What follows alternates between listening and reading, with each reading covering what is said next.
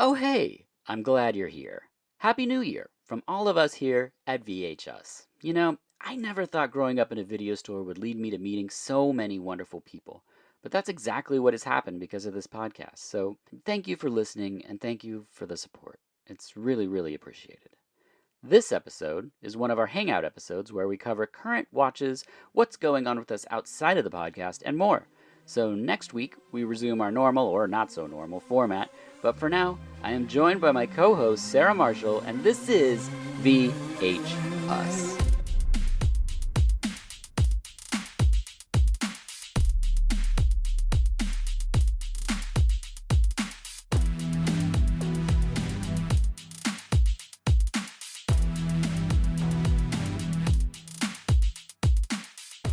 Hello, and welcome to VHS. I'm your host, Dirk Marshall, and welcome to a Hangout episode. I'm joined by my co-host, Sarah Marshall. Thank you for being here. Thanks for having me. Hanging out. Yep. Welcome to 2023. You are Spicy Marshall on Twitter and Instagram, is that correct? Yes, I am. For a second, I was like, wait, are we already in the new year? But you mean when it's going to air. Oh, come on. Ruining the illusion, as it is not yet 2023, but when you're listening to this, it will be. Got it. Wow. Okay, so for the Hangout episodes, we like to just catch people up on movies we've seen, things that are happening. This being our first episode of 2023, we've got a lot to close out the year, and hints on what to expect of us in the coming year. Let's start with you, Sarah. What's been going on with Kitsch? Oh, well, I think last time I was on here, I was in the middle of my epic cookie battle, and I lost. So I think I had won one challenge. Yes. And then I went up against Matthew, who I think he actually ended up winning the whole thing. Oh. I don't know if they officially announced it, but I'm pretty sure. By now they will have. Yeah. It was really fun. It was fun to be part of it. And I had my people really rooting for me, which was so fun. We reached out to people and said, oh, could you watch this? Could you vote? So it was kind of nice to have. It felt like sort of our city behind me. Mm-hmm. But I did not win, which is okay. I'm cool with that. It was still a fun game to play. And so as far as Kitsch goes for now, for the new year, I have a canning class listed. So people can purchase a canning class through Kitsch, which is kind of cool because I've never done it that way before. I always do in-person classes here. So it will be kind of a new experience to take my canning classes. And when is that class? Future. It's in January. Uh-huh. Perfect. And that's Kitsch, Kittch. People can see all these different videos. I think they're posting like top streamers right now to kind of wrapping up the year. Yeah, top streams, most popular streams. As year's end, people kind of like to make lists of things. So they're doing a bunch of that right now. But I was one of the top streamers of the year. Woo! So I did almost 100 episodes. That's awesome. Which is cool. It's been really fun. I'm going to continue to do it. Yeah, so if people want to join that platform, join it. It's free. You just sign up and you can chat with a lot of cool people, and it's really fun. Yeah, it's great. You can watch old videos. You can actively be a part of current live videos that are happening as chefs go on and are doing their cooking demos. You can join the chef's table and ask questions or just watch, which is cool too. And in January, you and I are going to Vegas. We are, baby. I'm going to the Fancy Food Show, which is like one of the biggest food events for packaged food. And I'm going to be doing some cooking demos there for the Food Innovation Center. And I'm going to broadcast some of them on Kitsch and go around and find new products and talk about them. So I'm pretty excited for that. I love that show. It's really fun to see what people are doing and what's going on, so people can see that as well. Awesome. And you launched a new sauce. I did, yeah. So kind of at the last minute of holiday, we weren't sure that our gift packs were going to come in time. So I was scrambling to come up with some options just in case as like a backup. So I got some different gift boxes and did some sauces that I had planned to launch later in the year, but we just sort of did it because we weren't sure that they were going to come in. But gift boxes came in. We still just made a few bottles of this sauce. So if people don't know, we have a sauce subscription, and so you can get that and then you get all of those sauces when they come out. But this particular one is very cool. It's going to sound weird, but when you try it, it's wonderful. But, I always like to kind of tell the story of Oregon agriculture, of what's grown here, what goes on here. We have a lot of different things that grow that don't grow other places. So olive leaves is what I used in this particular sauce. And that might sound weird to people, but olive leaves have all these great health benefits. I can't make those claims officially because of FDA, but you can do that research on your own, make your own decisions about it. But I make this olive leaf vinegar. And so the olive leaves have a really nice aroma and flavor. They're kind of like maybe in the family of eucalyptus, bay leaves, things like that. So I make this vinegar with that. And then I use apricots, local Oregon apricots, and Ají amarillo. yeah, ají peppers. And then there's some Reaper peppers in there because I made it pretty hot. So it's really fun. It's a beautiful, glowy yellow color. It's pretty, it's the spiciest of the sauces that we do, but it still has all this really cool flavor and local ingredients. So it's fun. It's awesome. You can find give it a try. Find that and everything else at marshallshotsauce.com. That's HAUTE. What do you think of the sauce? I mean, I've never even asked you. Oh, I love it. I love it. I just put it on pizza yesterday. Mm-hmm. Yeah, it's really good. Next, let's close out the holiday season of movies. We watched an onslaught of Hallmark films this year. Oh man, so many. But it was really fun. Yeah. I had a good time with it. Yeah. People sometimes are confused by the Hallmark watching of movies, but I feel like... Because it doesn't fit with our demeanor, you mean? Sure, yeah. But I think that's what makes it fun for us, though. Well, I think October we do 31 and 31. Yeah. It's a very specific flavor. And then in December, we do the Hallmark thing, and it's a very specific flavor. I think it's nice to have these different contrasting things. Also, we work so hard in December that when we sit down, when technically it's morning again, to do like emails and stuff, it's nice to have something that's just harmless on, I feel like I just like to dabble in all the worlds. So, like, I don't feel like I have to live my life down one path where I only like this one thing, or I think that something else is not. Yeah. I experiment with it all a bit. And I feel like Hallmark Channel fits into that. I agree.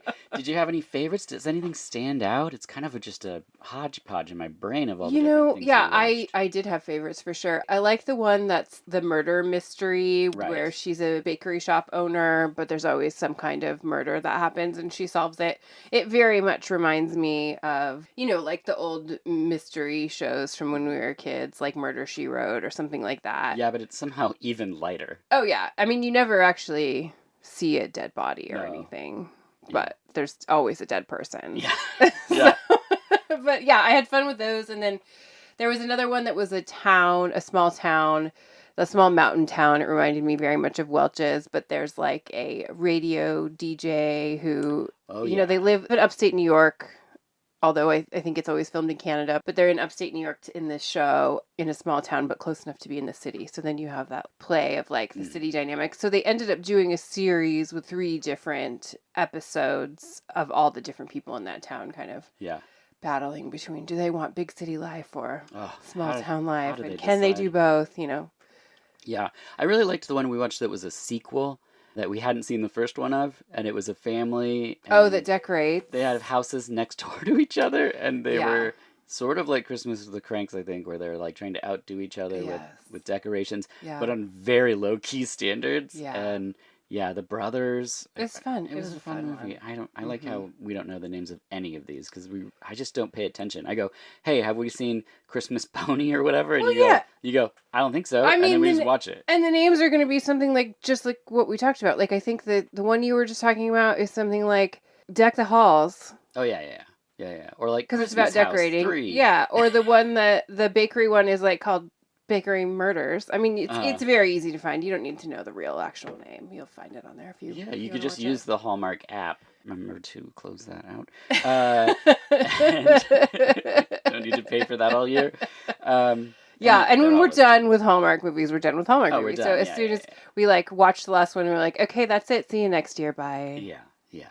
And then we transition hardcore into Christmas Bloody Christmas from 2022, directed by Joe Begos.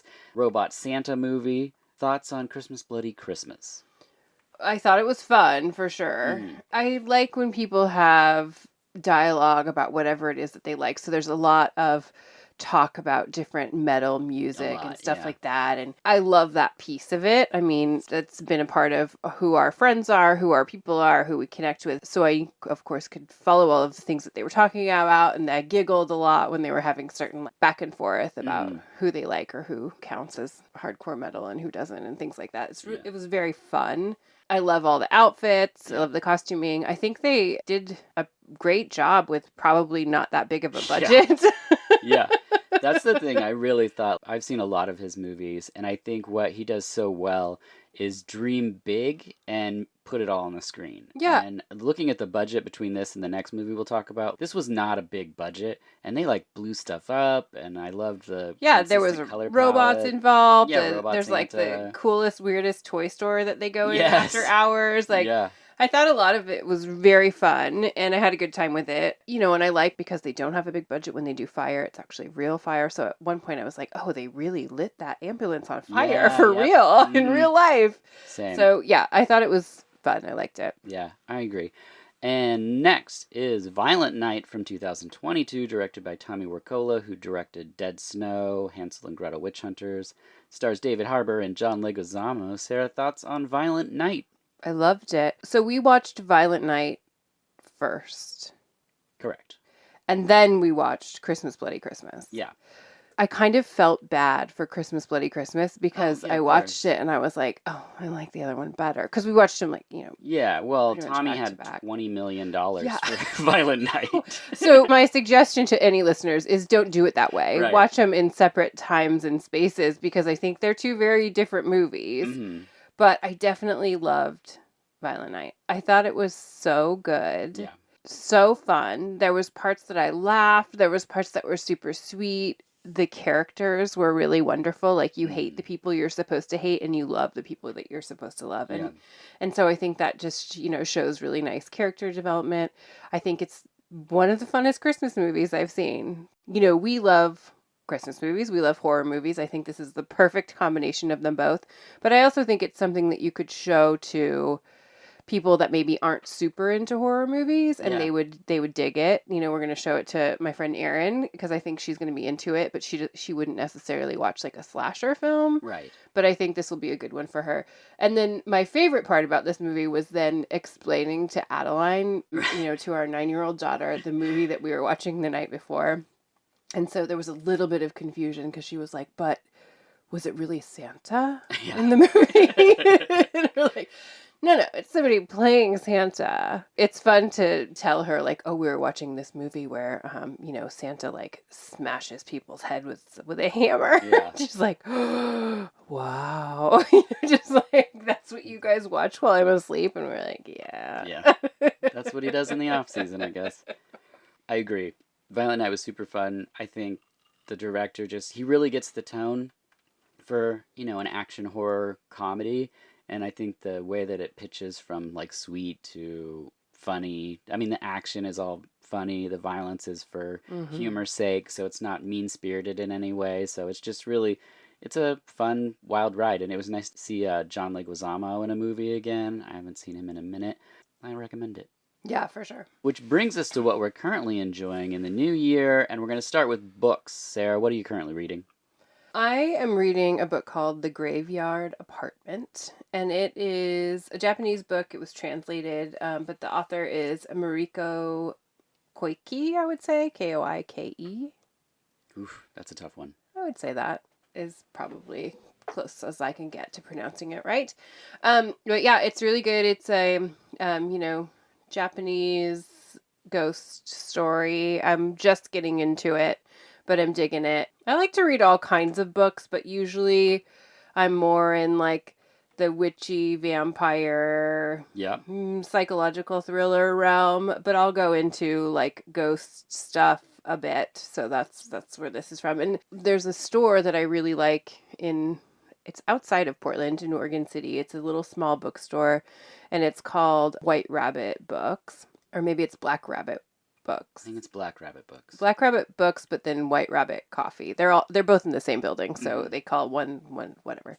Anyway, they make really great book recommendations, especially if you're into things that are like a bit weird, because like I like that shop because they're sort of the weirdos of Oregon City, and so they always make really good book recommendations. So this came from like an employee recommendation section that I go to, and if you're into weird stuff, you should do it too.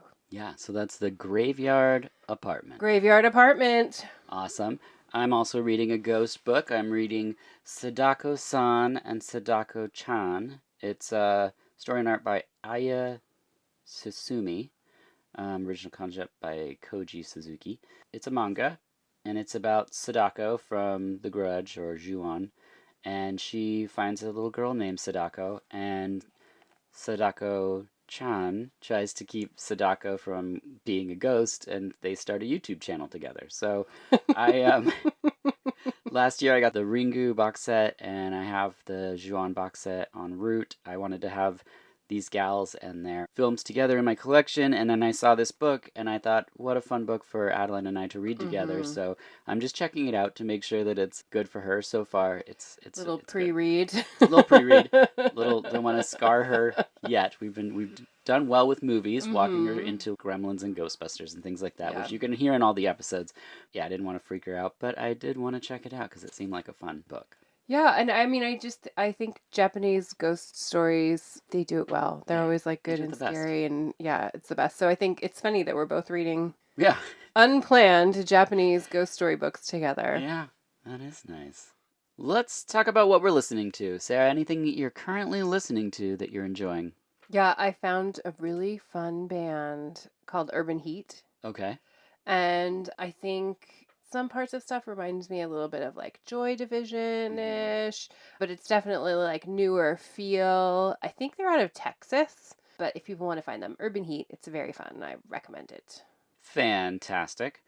I have been listening to Piston Damp. Ooh. Yeah, so it's either for you or very much not for you. It's one of the brothers from Apoptygma Berserk. So it's like synth pop. It's very catchy at certain times, which is why I say it's either for you or not for you. It's really fun. There's some remixes and singles that came out. They released 2 singles in December, and so that's what I was checking out. So Sacrifice and All the Edges are the 2 singles, and Making the World Great Again EP has the remixes.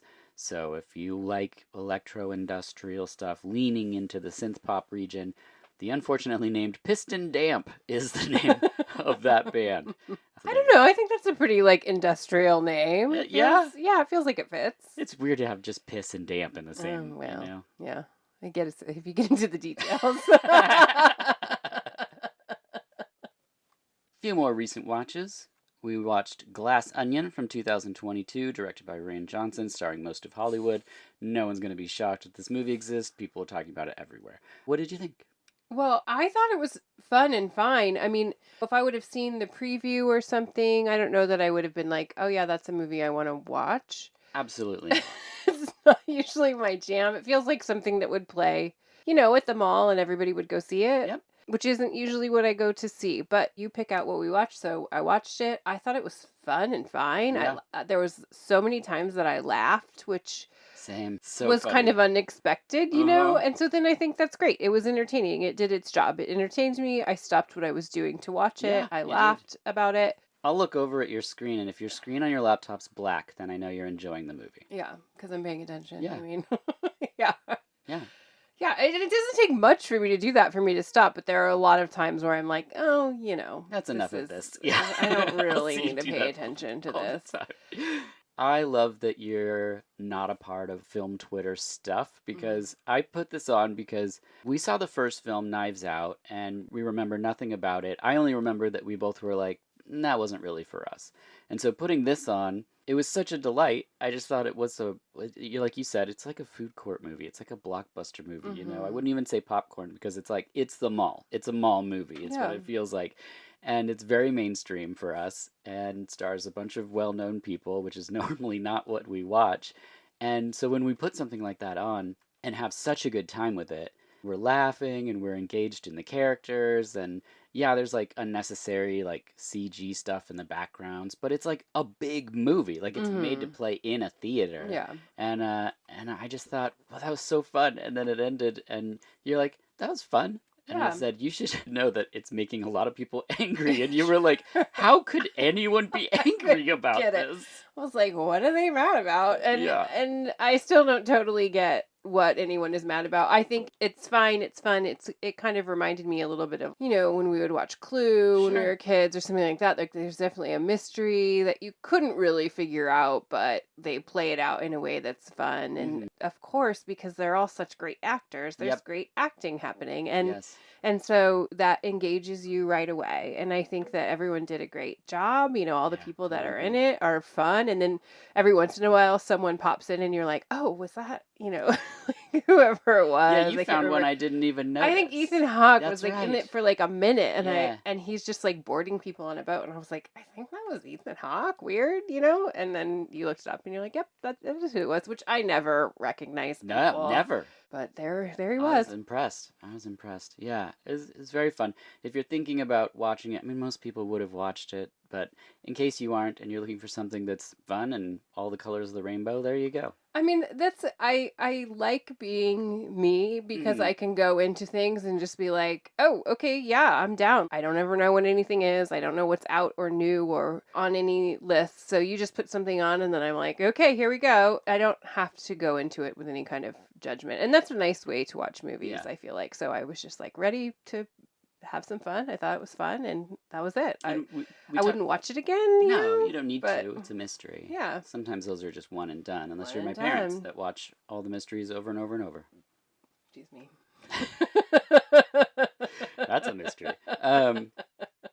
Yeah, and we talked about this last night, but it just had me thinking, is Edward Norton one of the great actors of our generation?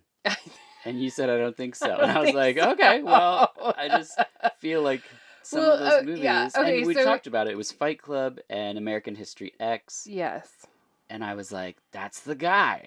So with him, I think as an actor, you expect some kind of mystery or twist or something to happen. And in this one, it was just like, oh, by the way, Don't spoil it.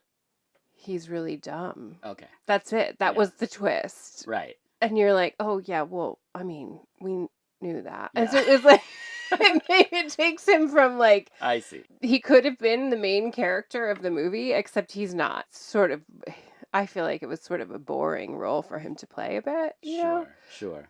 A vapid billionaire. Yeah. Yeah. Fair enough. I think the star is Daniel Craig, right? That's who people are watching the movie for. I think so. You know who he is? Yeah. Yeah. Totally. I mean, that's who I liked.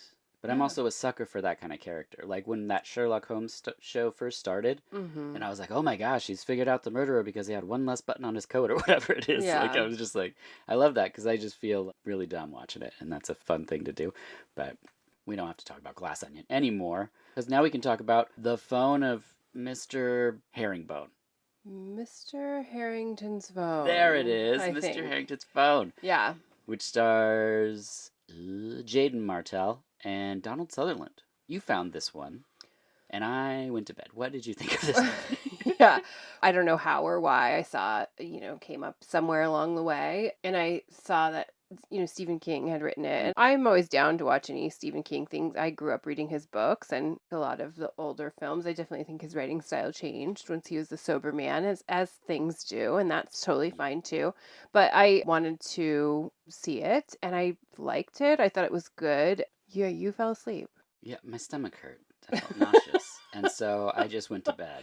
So it was no Yeah. reflection on the Stephen King story or anyone involved in making it. And you told me Yeah. that it was good the next day. So Yeah, I thought it was good. It is a horror thriller. I feel like it could have been short. the premise is a kid reads to Donald Sutherland every Mhm. day for a couple Yep. of years. Yeah. Not every day, 3 times a week. And then gives him a phone, and Donald Sutherland dies, and the kid puts the phone in the coffin, and then the kid is somehow being contacted from the phone. That's the setup. Yeah? Yeah, There totally. it is. Mhm. So I forget to do that. I know I didn't need to for Glass Onion, but there we go for Mr. Herringbone's phone. Harrington's. Harrington. Mm. Yeah. I don't want to talk about it too much because I Sure. don't want to give it away. On Netflix. It's on Netflix. There you Watch go. it. There you go. Track Fun. it down. And it's the first of 2 movies with the same star, because now we're going to talk about Metal Lords from 2022. It's on Netflix, directed by Peter Sollett, who did Raising Victor Vargas and Nick and Nora's Infinite Playlist. starring Jaden Martell, Adrian Greensmith, and Isis Hainsworth, who I thought was fantastic in the movie, Mm-hmm. and Joe Manganiello. I always say his name wrong. Apologies, but he's always splendid too. He was in Smith's movie from last year, the year before. He's choosing really great roles. I Mm-hmm. think he's an outstanding person. It follows two outcasts and the forming of a post-death metal band. Sarah, what'd you think of Metal Lords? Loved it. Same. I love Outcasts. I love Metal Outcast. Yep. I love the music, and then there's all these cameos, and it's so fun. I agree. Movie. The needle drops are amazing in this Mm-hmm. movie. Spoiler alert, Rob Halford shows up, and if you don't smile ear to ear when you see Rob Halford, I don't know what's wrong with you. Mm-hmm. The guitar licks, the drumming, the cello, it's great. It's It's great. a really fun movie, and it's got heart, and it Mm-hmm. doesn't do too much with the bully stuff. There's just some of it in there, because that's also in the Stephen King movie we just talked about. And I don't like bully stuff. Like, I get why it's in things, but I just don't want any more bullies in my life. Well, I know, but I mean, that's the thing. It's like why we can love a movie right Sure. away because you understand, oh, this character lives the life that I get. And so I think, yeah, of course, we don't want to see it, but also it makes us immediately bonded to those characters. Yeah, So I think in both films, they do a good job of being like, yeah, there's bullies, man, and they suck, but here's how these people get through that, you that's know? true. Yeah. And in this, it's metal. Yeah, it's totally metal. Love it. That brings us to some friendly questions. We got some questions from our friends for Oh, this cool. Hey, episode. buddies. First up from Lindsay Wilkins of the Schlock and Awe podcast. Out of your hot sauce children, which is your favorite? I think my favorite would be it's hard Yeah, because there's a lot.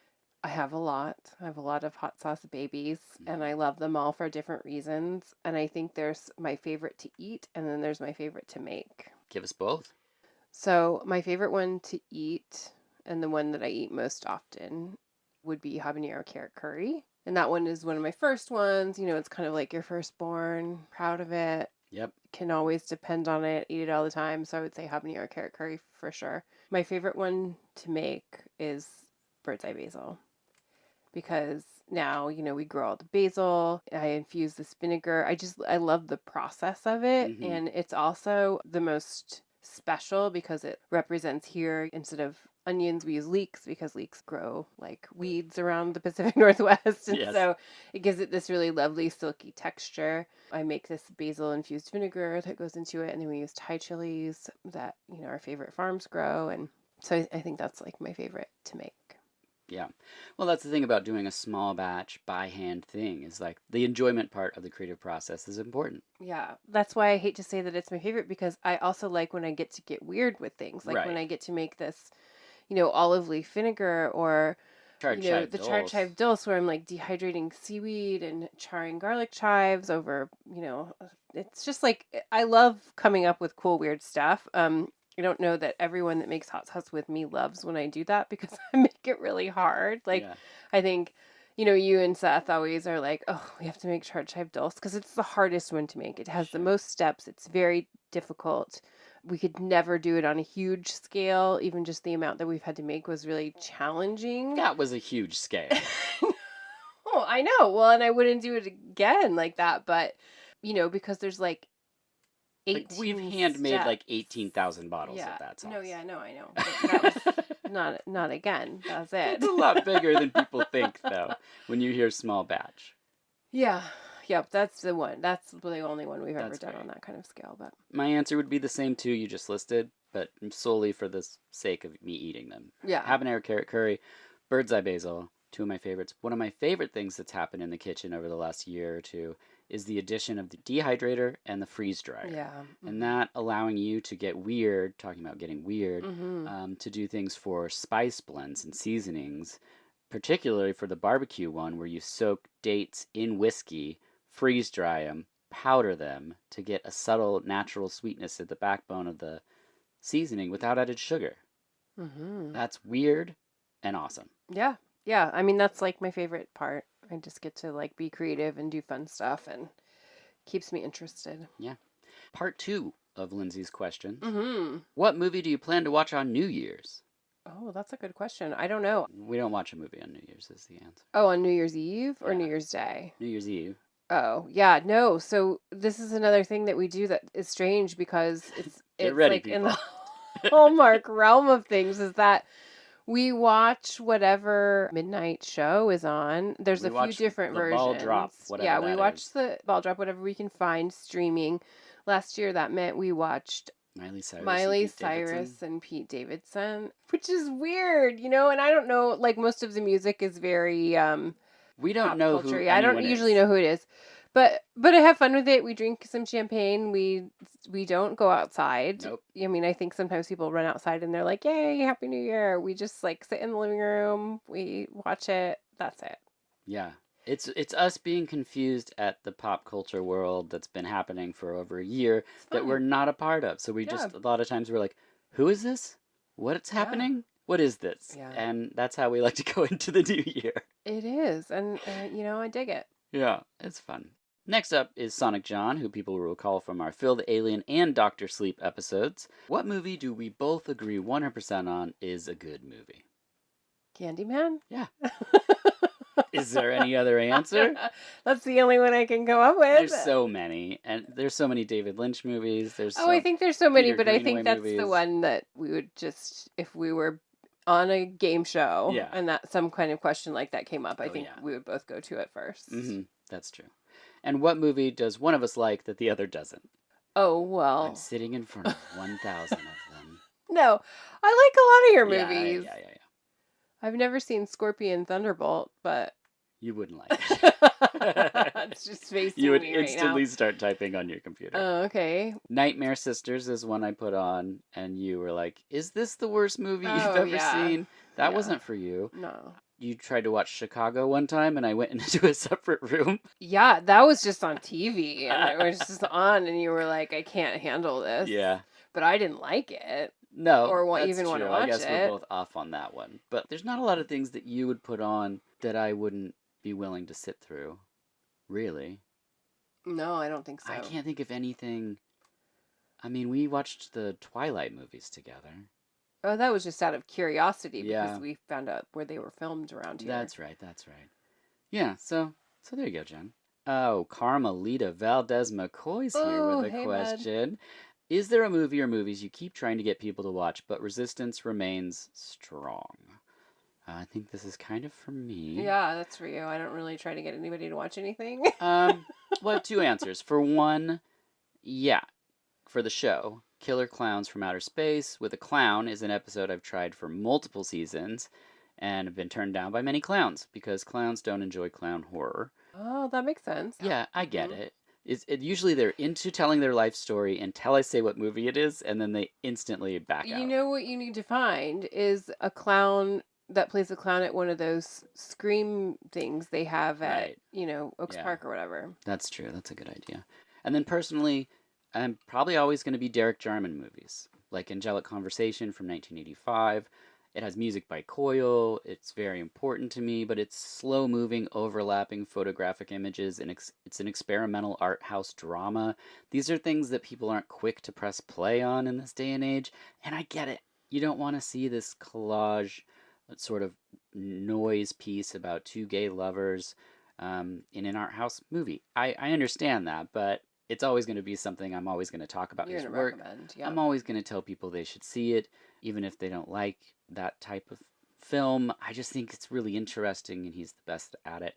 Drowning by Numbers is another one that you and I talk about all the time, and I don't know anyone else that's seen that movie. Oh, it's so good. It's so good that I think I'm just going to assign it to someone for a new release late return this year, just so we can talk about it, because I know we'll have a great time. Good idea. Next up is Preston, who people will know from our episode on The Chaser, which he put in his top 10 discoveries of 2022. Oh, cool. He watches a lot of very prestigious films, so I thought that was awesome. What are good entry points for kids into strange cult genre films? Yeah, I mean, I think that's something that we've tried to figure out because Adeline really, over the pandemic, spent so much time with us. She really wants to be like us, but that's a, Slippery slope. slippery slope to walk on with us. So, yeah, so I think you've introduced her to quite a few things that have all gone over really well. There hasn't been anything that was. I think Miyazaki is a great one. And I Yeah. think as soon as she could have screens, which we didn't do for the first 2 years of her life, Mm-hmm. we started with, I think, My Neighbor Totoro. And That's an excellent soft entry point because there's no real logic to the Totoro and the cat Hmm. bus and the soot sprites, and then that led to you to reading the books at bedtime, Hmm. and then Spirited Away was like her first favorite, And then Ponyo. and Ponyo and Kiki's Delivery Service. I mean, there's just so many great ones that have strangeness in them but Hmm. aren't overtly too bizarre. I mean, Well, and Spirited she Away didn't was like the always get the weirdest. movies necessarily, but then once we got the books and could read Yeah. through, Howl's Moving Castle was yeah, another big that one one. made a lot more sense once we could, read it and then discuss it, which I like doing those things with kids. I think Hmm. having some kind of book version and a movie version is really nice because then you can stop and talk about it where you wouldn't really do that just in the film, you Right. know?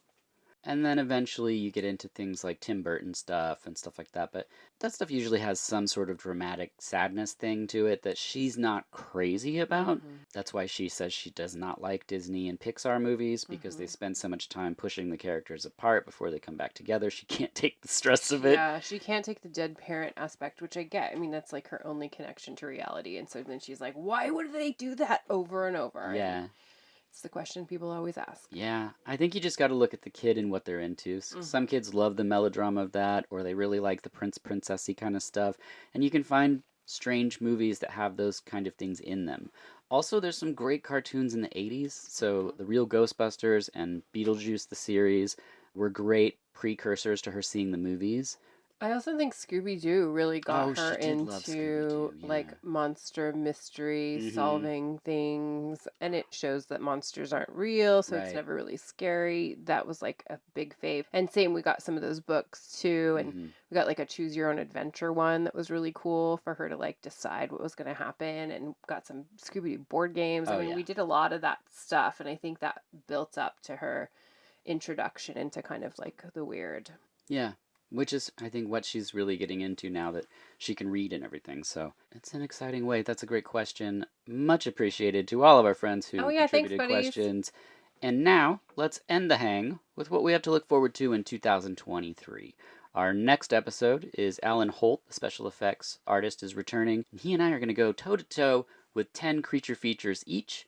Then we have our personal top 10 episode of 2022 with two very special guests. The merch store is live on Threadless, so you can find all of Celine Cordero's wonderful artwork thanks to your work, Sarah. Thank you so much for your hard work and dedication to make that a reality. Yeah, I think it's really fun. I mean, it's fun for me. I'm just going through and listing them in alphabetical order of the files that Celine sent over. So it's fun to go back and be like, oh, yeah, I love that Yeah, movie. Or I yeah. love when Dirk talked to that person. And, I love that artwork. And so it's like fun to do it. And so we're just doing, t shirts and bags and stickers and stuff for now. If people want them, they can find the Threadless link in Dirk's VHS Instagram That's right. profile. That's the profile link for right now. But yeah, if anybody wants a specific thing, you have to put in each file thing, so you can do anything from like a yoga mat to Yeah, whatever. But for now, we're just sticking to the basics.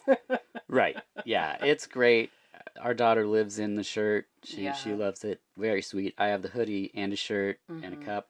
Yeah, so please check out that merch store. Find your favorite episodes. Buy Carmelita's episode where we did the crow. We all three look fantastic in Oh, we that look so good. image. I know. I love that one. I'm not in a lot of the art because I just came You're on into you're the in last like couple a of seasons. well, Little Forest you're in. You haven't got to that Yeah. yet. No, I haven't. But when I see like the three of us with people, like with Carmelita's, I love that one. I love the one with Chelsea Kane. And because Yeah. it just reminds me of the experience too, so it's Yeah. so fun. Yeah, it reminds me of the conversation. Mm-hmm. Sometimes it reminds me of the amazing things that Celine comes up with that I didn't ask for her to do. Yeah. I love that. Sometimes it's funny to see the things I did ask her to do, like for the Spirited Away one where Adeline looks so cute and I'm the giant baby. That's a good one. I know. I was gonna get her one of those shirts, and then I was like, I don't know if she wants to wear a picture of her dad as a giant Right. shirtless baby.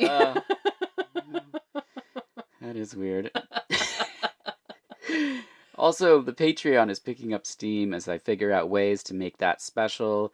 Basically, just making it like a huge thank you to anyone who can support the podcast to make it a reality. Doing monthly giveaways with fun little weird items, and some big items actually, and some doing some articles over there, some little think pieces, if you will. Well, I love that you're doing that because I don't know if people know this, but you used to have this snack blog. Yeah, Fear of a Snack Planet. Fear of a Snack Planet. And it was when I was pregnant with Adeline, and we got into eating all these different snacks and trying all this different candy, and then we would all talk about it, and Dirk would write it out. And it was very fun, and then it was fun to experience that with Dirk, of course, but then to read what he wrote about it, because he's very funny. Okay. And so it's nice that you have this other creative outlet, because I think you're a really fun writer, and I think you have fun things to say. But even when you're podcasting, sometimes that doesn't come out because you have this other agenda, which is to talk about the movie. So you don't quite get to be your funny self. And so I feel like it comes out in your writing for the Patreon. So yeah, so that's on there. Patreon.com/VHS podcast is where you find that. Sarah, what do you got going on for this next year? What are you looking forward to? What do you got brewing? We just finished the onslaught of December, so it's usually our time to sort of not think about the future, but looking at it, what do you see? Sure. Well, I mean, for this, right now I'm just kind of being chill and not really doing much, which is necessary after everything else. But, I love to take classes, and I always recommend for anyone, no matter what your field is or what you want to do, it helps me to just think about other things. I take all these small business classes, I've taken all these things, but in the new year, I'm starting a writing workshop. People always ask me about writing a second book, and I've always kind of said no, because it took a lot of me to do that. Yeah. But I think I'm ready. So I'm taking this cookbook writing workshop. I already have a book that I have been working on, but I need some motivation to finish. So I'm doing that, and I'm excited about it. It starts in just like a week or so. So I'm going to be focused on writing more than on business, which is what my classes usually are, or is like focusing on the business. So this is like a different aspect of that. Awesome. Yeah, and I think with doing this kitsch canning workshop online too, I'm trying to figure out how to do more stuff online that's like pre-recorded, and then people can just purchase it. And I think that's really fun to try to figure out. So that's the other thing I have going on this year. Fantastic. Yeah. Well, wonderful. Since it's certainly 2023 when we're recording this episode, thank you for coming on here, for joining me for this little hangout, catching people up on what we've been working on and what we're looking forward to in 2023, this year that we're recording right now. Didn't mean to blow your cover, man.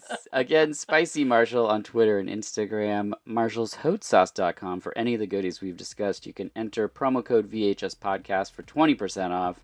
Find all the spicy deliciousness all there. Yeah, Patreon, Threadless, that's everything. All right, thanks for listening. Thanks, everybody. Bye.